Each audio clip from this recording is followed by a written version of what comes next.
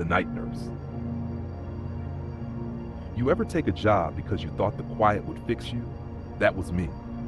After the divorce, the late night panic attacks, and the kind of loneliness that makes walls hum, I needed silence.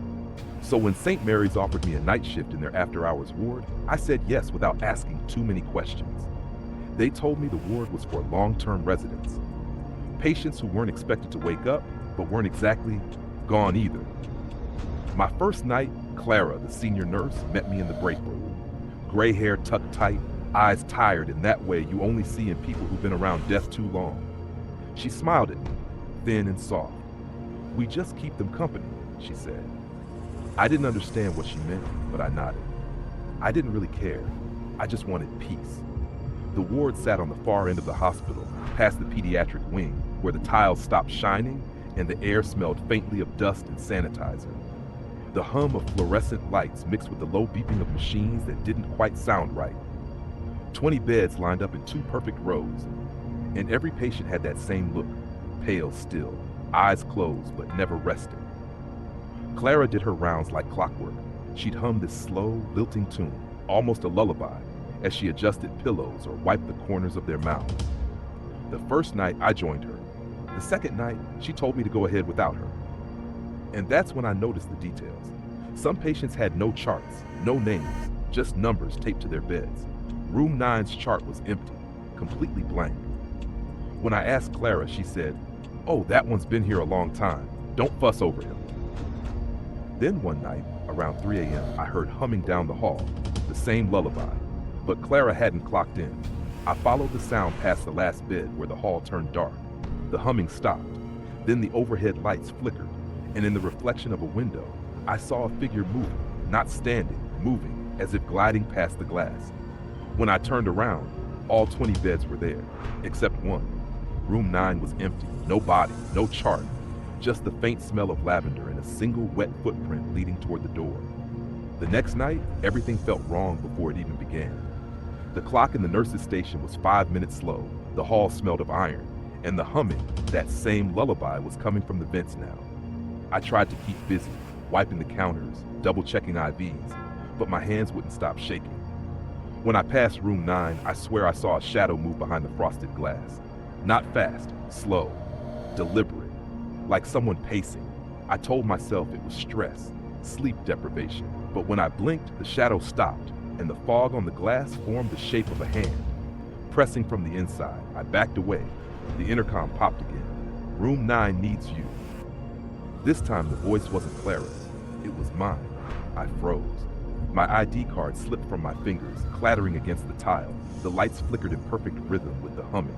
Footsteps echoed from behind me, soft, bare, wet. I spun around, nothing. But when I looked down, new footprints were forming, right there. A step forward, another. Invisible weight pressing against the waxed floor. They led toward room 9. My heart slammed against my ribs. Every instinct screamed to leave, but I couldn't. It was like the air itself pushed me forward, thick and cold, like walking through water. The chain on the door was gone, just hanging loose, swaying gently as if recently unlatched. I grabbed my flashlight, but the beam flickered weakly. Inside, the bed was stripped bare. No sheets, no patient, just a single hospital bracelet lying in the middle of the mattress. It had my name on it. The intercom hissed again, faint but clear this time. Clara's voice whispering through static. Lights out. And then everything went dark. Somewhere in that pitch black silence, the lullaby started again. This time it wasn't coming from the hallway. It was coming from right beside me. I reached out, trembling, fingers brushing against something cold. Skin, a pulse, and then breath on my neck. A voice barely audible but smiling through the words, "Welcome to the night shift." The air in room 9 turned thick, damp, electric, like the atmosphere before a storm. The humming wasn't a tune anymore, it was a chorus. 100 soft voices blending into one note that pressed against my skull. The walls shuddered with each pulse of sound. The lights stuttered. Each flash revealed something new. The outline of hands gripping the bed rails, faces pressing through the curtains, mouths moving soundlessly in rhythm with the hum. I stumbled backward, hitting the door, but it wouldn't budge. The handle seared my palm, ice cold and burning all at once. Then Clara stepped out from the dark corner. Only, it wasn't her anymore. Her skin was paper thin, veins black and swollen. The smell of formaldehyde hung on her like perfume. Her shoes didn't touch the floor. "You shouldn't have come alone," she said, voice fractured like a radio signal. "They wake when we break the circle." "What circle?" I gasped, but she only tilted her head, humming again, that same lullaby, and the figures in the bed started to move. Not sit up, not rise, but shift, dragging themselves closer without leaving their mattresses, the fabric stretching under invisible weight. The monitors spiked. Each heartbeat sounded through the ward speakers, erratic, desperate, until I realized one of them matched mine. The monitor over my head flashed a name. Mine. "No," I whispered. "No, I'm not." But Clara was beside me now, her fingers brushing my arm, freezing my skin solid. "Someone always replaces the one who leaves," she said gently. "You've lasted longer than most." I turned to run, but the corridor beyond the glass wasn't there anymore, just darkness rolling like smoke. The only light came from the bed, my bed, where my own body lay, pale and still, eyes open, mouth parted like it wanted to speak. I screamed and slammed my fists against the glass, but the reflection didn't move. It blinked. My radio hissed, high-pitched and shrill. Through the static, my voice echoed back at me, calm, steady, resigned. "Next shift starts now." The humming stopped, the light steady, and in that perfect, terrible silence, I watched my reflection climb off the bed, smiling. They said I must have walked out without clocking off, that the cameras glitched, just another case of old wiring in an older building. But every nurse knows the truth. Hospitals remember everything. By morning, my locker door was still wide open, my ID still hanging from the hook.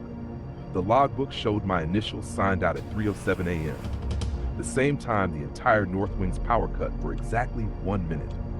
They sealed off the ward the next day, called it scheduled renovation. New paint, new lighting, but no one was allowed inside. The janitor told me, told someone, that when he mopped the hallway outside, his reflection in the glass blinked at him. Now the night staff whisper about the humming. They say it starts around 2:30, soft and almost human. It moves from room to room, just before the temperature drops. Sometimes the nurses on shift feel a cold hand brush their shoulder, or hear a voice that sounds like their own calling from down the hall. The administration tried to delete room 9 from the digital records, but it keeps reappearing. No patient ID, no doctor assigned, just one word under status: active. New hires show up confused. Their schedules list night care, St. Mary's Extended Wing. When they arrive, the desk clerk shakes her head and says, "That ward's been closed for years." But someone's clocking in. The system marks the shifts complete, signed under my name. The hospital keeps paying the hours. And late at night, when the security team reviews the footage, they swear they see movement behind the chained doors. A figure in scrubs carrying a clipboard, stopping beside each bed to adjust a blanket, to whisper something unseen. No one stays long enough to find out what she's saying. They say she hums softly while she works, a tune that sounds almost like a lullaby. And every few months, a new nurse's name tag goes missing. It always turns up later, hanging neatly from the wall outside room 9, the same way mine does, every night. I'm still here. The clock above the nurse's station doesn't tick anymore, but I know time passes. I feel it in the way the lights hum, in the way the air shifts when someone new enters the ward. Some nights I remember things that don't belong to this place. The warmth of coffee, the static of an old radio, the smell of rain on asphalt, but they fade fast. Everything does. Now there's only the humming. It moves through the halls like breath, soft, steady, patient. Clara still makes her rounds, gliding past the beds, her smile fixed, her hands cold as memory. She nods at me sometimes, proud like a mentor watching her student take over. "They sleep better when you're near," she says. "You've learned." I've stopped counting the beds. I know new faces appear, pale and still, and others fade away into nothing. That's the rhythm here. Arrival, silence, disappearance. Like tides, every few weeks a new nurse joins the staff. Lost eyes, hopeful tone, clutching a thermos, and saying the same thing I once did. I needed the quiet, and I want to warn them. God, I want to tell them to run, to leave before the first hum drifts through the intercom. But when I try to speak, my voice doesn't come from my throat anymore. It comes from the radio, from the vents, from room 9. The new nurses always stop, head tilted, listening to the faint lullaby.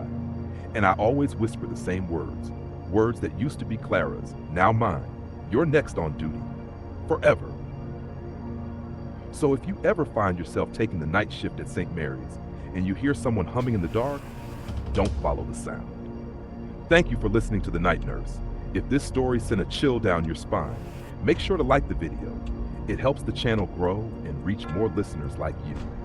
Subscribe for more haunting tales every night and share this one with someone who dares to listen after dark. There's another story waiting for you on your screen right now. Go on if you're brave enough. See you back here tomorrow.